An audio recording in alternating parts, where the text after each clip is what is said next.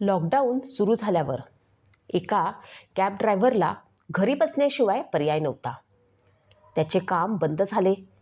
घरातला पैशांचा, धान्याचा साठा संपू लागला.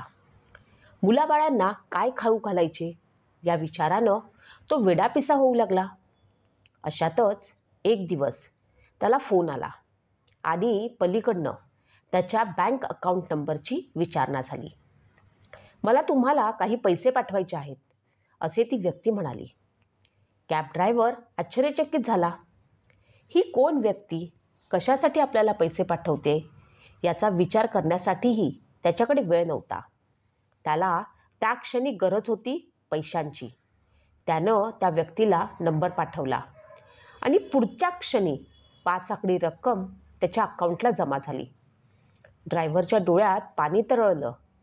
त्यानं आधी जाऊन घरात अन्नपाण्याची सोय केली आणि नंतर धन्यवाद देण्यासाठी त्या देवदूताला फोन केला आणि विचारलं, तुम्ही कोण? मला मदत का केली? आपली ओळख तरी काय? यावर पलीकडनं आलेल्या उत्तरानं तो भारावून गेला. पलीकडची व्यक्ती म्हणाली, दादा, 6 महिन्यापूर्वी मी दिल्लीला जायला निघालेलो असताना तुमच्या कॅबनं एअरपोर्टला गेलो होतो. त्यात माझा फोन तुमच्या कॅबमध्ये राहिला आणि एअरपोर्टला गेल्यावरती मला त्याची जाणीव झाली. मी बाहेर येऊन बघेपर्यंत तुम्ही निघून गेला होतात.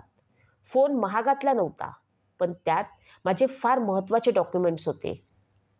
त्याशिवाय दिल्लीला जाणे व्यर्थ होते. मी माझा बेत रद्द केला आणि खिशात होते नव्हते तेवढ्या पैशात मी घरी परतलो. तिथे येऊन पाहतो तर तुम्ही उभे. हातात माझा फोन देत म्हणालात, तुमचा फोन द्यायलाच थांबलो होतो. एअरपोर्टवरनं तुम्ही निघून गेला असलात तरी जिथून तुम्हाला पिकअप केलं तिथे घरी कोणी असेल, त्यांच्याकडे फोन द्यावा म्हणून आलो. पण घराला कुलूप असल्यानं तासभर वाट बघून निघावं असं म्हणत तुम्ही तिथे उभे होतात. त्या क्षणी तुम्ही लाखमोलाची गोष्ट मला शिकवलीत आणि माणुसकीचा माझा विश्वास वाढला. त्या उपकाराची परतफेड म्हणून मी काही रक्कम देऊ केली. ती तुम्ही घेतली नाहीत. पण अचानक आज मला जाणीव झाली की तुमचे काम बंद झाले असेल आणि तुम्हाला आता पैशाची खरी गरज असेल, म्हणून मी थोडीशी मदत देऊ केली. येत्या आठवड्यापासून आठवड्यातून 2 वेळा ऑफिसला जायला मला कॅब लागणार आहे. तुम्ही येऊ शकाल का?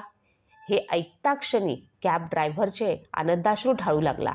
पैसे मिळाले आणि रोजगार पण मिळाला. त्याच्या चांगल्या कर्माची ही परतफेड होती. म्हणूनच म्हणतात ना, चांगले कर्म करत राहा, त्याचे फळ लगेच मिळाले नाही तरी एक ना एक दिवस नक्कीच मिळेल. हे नेहमी लक्षात ठेवा.